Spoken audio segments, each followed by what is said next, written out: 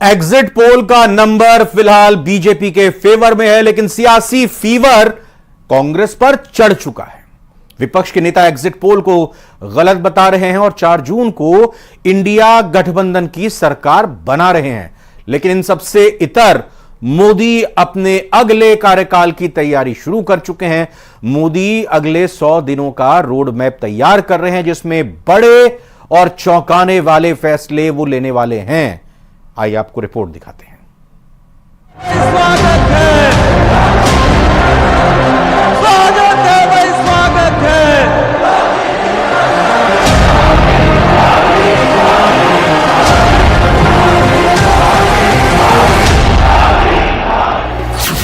क्या सच में 400 पार का नारा पूरा होने वाला है? अब लिख के रखिए मेरे देशवासियों, हिंदुस्तान ने मन बना लिया है कि इस बार एनडीए 400 पार करने वाला है। उत्तर, दक्षिण, पूरब, पश्चिम, जहां कहीं भी आप जाएंगे तो आपको एक ही नारा सुनाई देगा, एक ही स्वर आपको सुनाई देगा। आम जनमानस के मन में एक ही संकल्प दिखाई देगा और वह है कि फिर एक बार मोदी सरकार, अब की बार 400 पार। क्या सच में राहुल को 40 और अखिलेश को सिर्फ 4 सीट मिलने वाली है?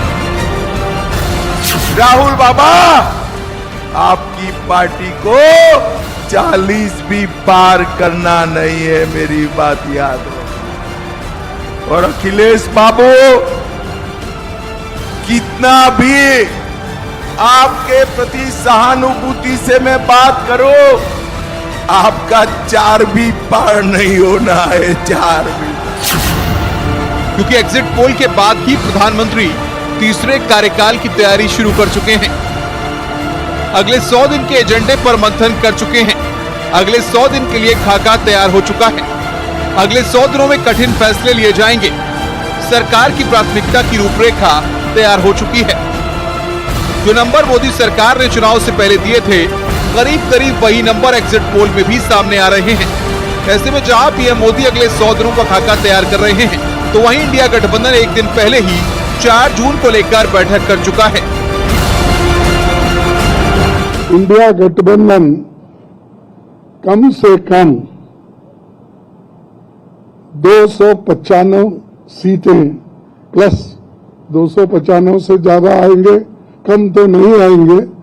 ये हमने आकलन किया कि सभी हमारे नेताओं से पूछने के बाद ये एक आंकड़ा हमारे पास मिला है और इस आंकड़े में कोई बदलाव नहीं है। कांग्रेस और इंडिया गठबंधन के नेता 295 सीट का दावा कर रहे हैं, तो बीजेपी के नेता एक बार फिर मोदी सरकार और 400 पार का भरोसा दे रहे हैं। हम सबकी पार्टी भारतीय जनता पार्टी को 370 से ज्यादा सीटें देंगे और एनडीए 400 पार करेगी। इस विश्वास के साथ मैं भारत के इस लोकतंत्र के चुनाव में भाग लेने वाले सभी लोगों को बहुत बहुत धन्यवाद देता हूं। उत्तर प्रदेश में भारतीय जनता पार्टी की सीटें पलट जाएंगी और इंडिया गठबंधन पीडीए की लड़नी सबसे ज्यादा सीटें जीतेगी।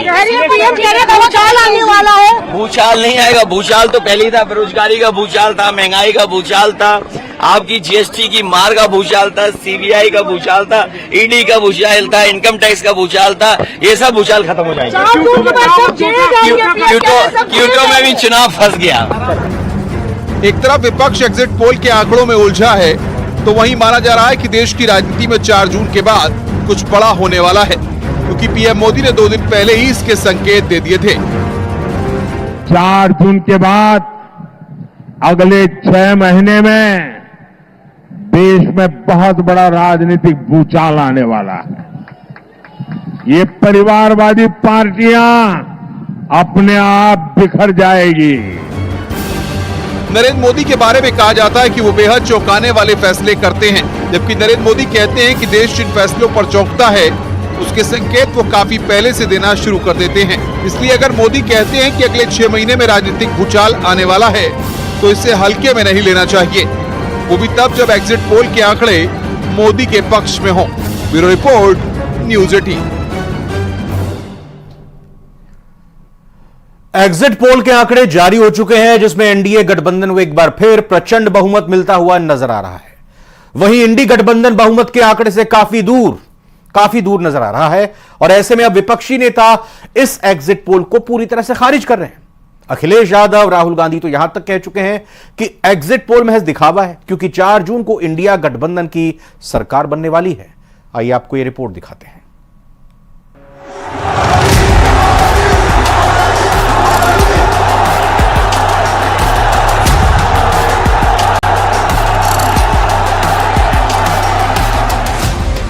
लोकसभा चुनाव के नतीजों से पहले आए तमाम एग्जिट पोल में एनडीए रिकॉर्ड सीटें जीतती नजर आ रही है।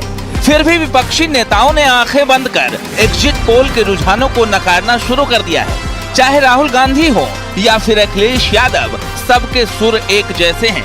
अखिलेश यादव ने लिखा, एग्जिट पोल का आधार ईवीएम नहीं डीएम है। भाजपाई एग्जिट पोल पहले ही तैयार हो गया था। एग्जिट पोल से जनमत को धोखा दिया जा रहा है। भाजपा को 300 पार दिखाना पहले से तय था। तो वहीं राहुल गांधी ने भी तमाम एग्जिट पोल को सिरे से खारिज कर दिया है। साथ ही दावा किया है कि इंडिया गठबंधन 295 सीट जीत रहा है। इसका नाम एग्जिट पोल नहीं है, इसका नाम मोदी मीडिया पोल है।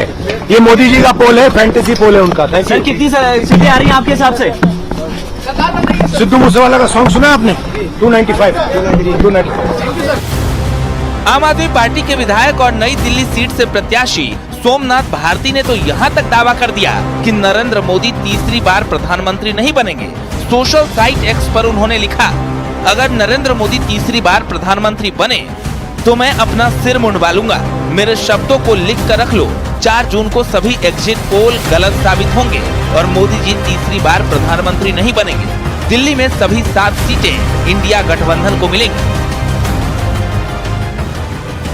यानी इंडिया गठबंधन के तमाम दल को परेशानी एग्जिट पोल से हो रही है, क्योंकि एग्जिट पोल के आंकड़ों में एनडीए गठबंधन को एक बार फिर प्रचंड बहुमत मिलता हुआ नजर आ रहा है। वहीं इंडी गठबंधन बहुमत के आंकड़े से काफी दूर नजर आ रहा है, जिसको लेकर सियासत उफान पर है। ये एग्जिट पोल है और एग्जिट पोल जो लोग करते हैं उनके बारे में भी हमें और आपको पता है। हमें पूरी उम्मीद है कि 40 सीटें इंडिया गठबंधन की उत्तर प्रदेश से आ रही है। हमने वेस्टर्न यूपी से लेकर ईस्टर्न यूपी देखा है और आपने भी देखा है कि अखिलेश जी की सभाओं में लोग बेकाबू हो गए। जिस तरह से आप लोग दिखा रहे हैं, हमें लगता है कि इसके उल्टे नतीजे आने जा रहे हैं उत्तर प्रदेश के अंदर। हमेशा बार बार कहते हैं, लोग दिन में सपने देखते हैं, उस पर कोई पाबंदी नहीं है। कांग्रेस की हालत इसीलिए हुई है और आगे और होगी क्योंकि दिन में सपना देखना इन्होंने बंद नहीं किया है। जमीन पर काम करें, जनता का विश्वास जीते, खाली मोदी जी की आलोचना और गाली गलौज बंद करें। यानी बीजेपी जो 400 पार का नारा दे रही थी, वो उस पर एग्जिट पोल आने के बाद भी कायम है। लेकिन एग्जिट पोल आने के बाद इंडिया गठबंधन ने नया आंकड़ा देश के सामने पेश किया है, जो एग्जिट पोल से कोसों दूर है। Bureau report, news 18।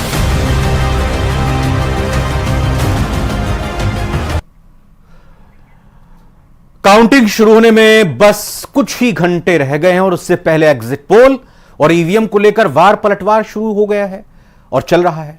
एक तरफ कांग्रेस एग्जिट पोल को नकार रही है, दूसरी तरफ ईवीएम पर अभी से ही सवाल खड़े कर रही है। दिग्विजय सिंह कांग्रेस के नेता हैं, पूर्व मुख्यमंत्री भी हैं मध्य प्रदेश के। ईवीएम पर सवाल खड़े करते हुए कहा उन्होंने कि अगर बीजेपी 300 के पार जाती है तो इसके पीछे जनता का वोट नहीं बल्कि ईवीएम का वोट होगा। वहीं उत्तर प्रदेश के पूर्व मुख्यमंत्री अखिलेश यादव ने एग्जिट पोल के आंकड़ों पर सवाल उठा दिए और दावा किया है कि इंडिया गठबंधन ही जीतेगा और 295 सीट जीतेगा।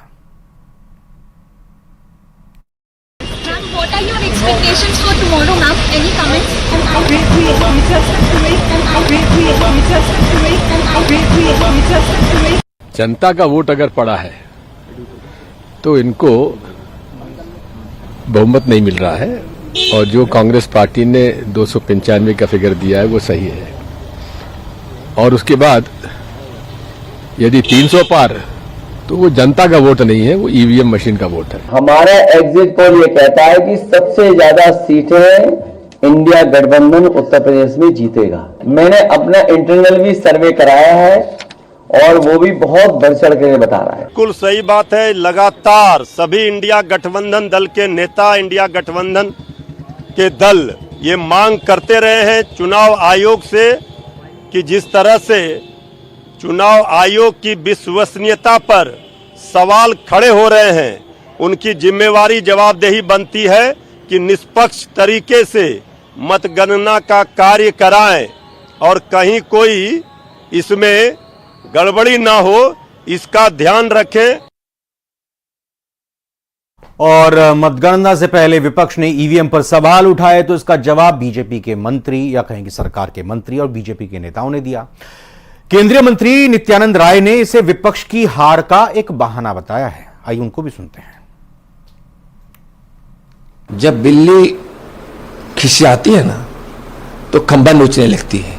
तो जो इंडी गठबंधन वाले, घमंडिया गठबंधन वाले, जो हार का गुस्सा है ना वो ईवीएम मशीन पे उतारने की कोशिश कर रहे हैं। जनता वोट दी है, ईवीएम मशीन प्रामाणिक है, सब लोग जानते हैं। ये 2004, 2009 उसमें तो एग्जिट पोल की बहुत तारीफ करते थे ना यही लोग। आज एग्जिट पोल अगर मोदी जी को तीसरी बार प्रधानमंत्री बनाने की रुझान दिखा रहा है तो उनकी आलोचना नहीं करनी चाहिए। पहले तो उन्होंने शायद बहिष्कार ही किया कि हम एग्जिट पोल की जो चर्चा होगी उसमें भाग ही नहीं लेंगे। बाद में आलोचना हुई कि सोशल मीडिया पे तो उन्होंने निर्णय किया। तो वो तो दुविधा में है, वो कोई निर्णय करने की स्थिति में नहीं है कि हमें क्या करना है आगे, और ठीकरा फोड़ना चाहते हैं क्योंकि 4 जून को रिजल्ट आएंगे। निश्चित रूप से नरेंद्र मोदी जी प्रधानमंत्री बनेंगे। परिणाम आने से पहले ही रोना रोने लगे। वो कभी ईवीएम का रोना रोते हैं, कभी निर्वाचन आयोग का रोना रोते हैं, कभी डीएम का रोना शुरू हुआ है। और निश्चित रूप से प्रत्याशित ही था कि ये लोग जब हार की हताशा में डूबेंगे उसके बाद जो परिणाम आएंगे तो ये लोग ईवीएम पे टीकरा फोड़ेंगे, निर्वाचन आयोग पे टीकरा फोड़ेंगे और या डीएम पे प्रशासनिक अधिकारियों पे टीकरा फोड़ेंगे। ये बिल्कुल स्वाभाविक है, उनकी पूरा मनगढ़ंत बातें हैं। अब विलंब के ही कारण कीजिए, अब तो 4 जून को रिजल्ट ही आ जाएगा। तो इतना बेचैन क्यों है माननीय जयराम रमेश जी? तो उनका 295 प्लस का कहां से सर्वे रिपोर्ट आया? माननीय तेजस्वी यादव कहते हैं कि जनता का सर्वे है ये। तो जनता का सर्वे कैसे होता है? ये तकनीक तो कम से कम बता दीजिए। बाकी और अगर 295 प्लस है तो आपने प्रधानमंत्री पद का उम्मीदवार क्यों नहीं तय किया? और वहीं उत्तर प्रदेश के एग्जिट पोल में एनडीए गठबंधन बड़ी जीत की तरफ बढ़ता हुआ नजर आ रहा है। तो वहीं इंडिया गठबंधन को एग्जिट पोल में 9 से 12 सीटें ही मिलने का अनुमान है। ऐसे में वो कौन कौन से फैक्टर हैं जो मोदी योगी की जोड़ी पर मोहर लगा रहे हैं, आपको इस रिपोर्ट में दिखाते हैं।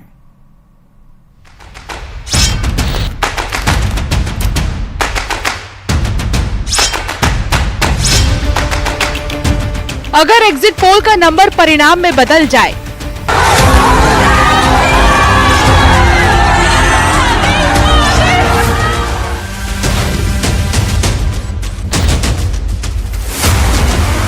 अगर एग्जिट पोल के आंकड़ों पर ईवीएम की मुहर लग जाए,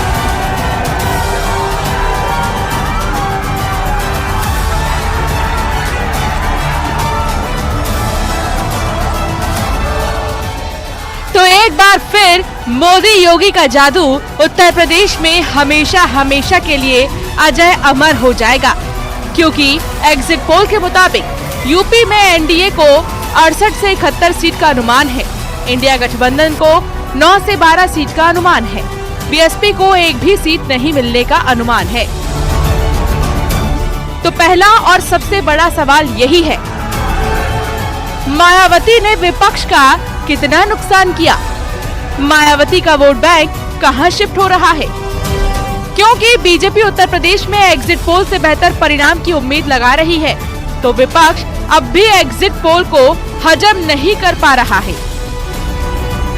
एग्जिट पोल ने ये दिखा दिया कि भारतीय जनता पार्टी प्रचंड बहुमत के साथ तीसरी बार माननीय मोदी जी के नेतृत्व में सरकार बनाने जा रही है और उत्तर प्रदेश में 80 के 80 सीटें राजग गठबंधन भारतीय जनता पार्टी जीतेगा और एक तरफा भारतीय जनता पार्टी चुनाव जीत रही है। माननीय मोदी जी की गरीब कल्याण योजना जन जन में पहुंची है और दूसरी तरफ समाजवादी पार्टी कांग्रेस के गठबंधन को जनता ने बुरी तरह नकार दिया है। समाजवादी पार्टी की गुंडई अराजकता चुनाव में भी खुलेआम दिखी। आप ग्राउंड रियलिटी में जब जाएंगे, जनता के बीच में जाएंगे तो आपको असलियत पता चलेगा। एग्जिट पोल ये बने, आप जितने लोग यहाँ बैठे हैं, आप किसी से पूछ लिए कि एग्जिट पोल के कोई भी आदमी इनसे कुछ जवाब सवाल किया है या कोई पूछा है इनसे कि भाई ये बताओ कि नहीं आप किसको वोट दे रहे हो, किसकी सरकार बन रही है। बैठे हैं यहाँ पे 5, 6, 7 लोग हैं, आप किसी से पूछ लीजिए। तो घर में बैठे मनगढ़ंत आप तय कर दीजिए। जो योगी और मोदी और इन्होंने काम निशाने 400 पार तो 400 पार है। दरअसल जिस रणनीति के साथ बीजेपी यूपी के मैदान में उतरी, जिस चाणक्य नीति के दम पर अमित शाह ने पहले चरण से आखिरी चरण तक मोर्चा संभाला, जिस प्लानिंग के साथ मोदी योगी की जोड़ी ने रिकॉर्ड चुनावी जनसभाएं की, उसी का असर है कि महिला से लेकर मुस्लिम वोट बैंक तक को भेदने में बीजेपी सफल रही। आज हम लोगों ने मोदी जी के लिए दुआएं मांगी हैं, नमाजें अदा किया है कि नमाज पढ़ के हम लोग जितनी मुसलमान महिलाएं हैं सब लोग ने दुआ किया है कि नमाज पढ़ के कि तीसरी मर्तबा प्रधानमंत्री मोदी जी फिर से बने। सब लोग मिलकर मोदी जी के लिए दुआ किए हैं कि मोदी सरकार फिर से आए। हम लोग चाहते हैं कि वो आके फिर से इससे अच्छा और ज्यादा काम करें। हालांकि एग्जिट पोल के मुताबिक राम मंदिर, मुस्लिम आरक्षण जैसे मुद्दे भी चुनावी रण में अहम साबित हुए। तभी तो बीजेपी 2014 और 2019 के परिणाम से कहीं आगे निकल रही है, लेकिन विपक्ष को एग्जिट पोल का नंबर अब भी कबूल नहीं। मैं समझती हूँ कि इसमें कोई अतिशयोक्ति नहीं है कि 4 जून को जो रिजल्ट आएंगे वह प्रचंड बहुमत भारतीय जनता पार्टी की सरकार बनने जा रही है और आदरणीय प्रधानमंत्री तिबारा प्रधानमंत्री बनेंगे। विपक्ष को यह पप्पू मेकिंग बंद कर देनी चाहिए और विपक्ष को यह जानना चाहिए that India is a democratic country. हम एक लोकतांत्रिक देश हैं और मीडिया के बारे में इस प्रकार की बात कहना भी मुझे लगता है गुनाह है। ये मनोवैज्ञानिक बना रहे हैं। देखिए, हमारा कार्यकर्ता मजबूती के साथ अपनी ड्यूटी पर रहेगा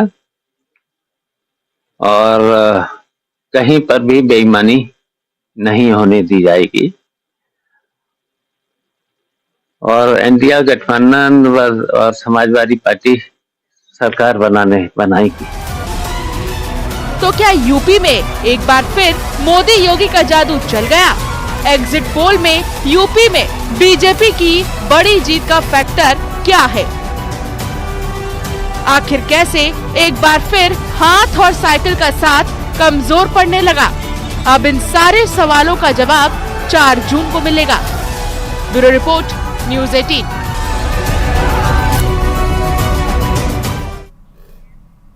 सत्ता का महाभारत में फिलहाल इतना ही। आगे देखिए महारो राजस्थान।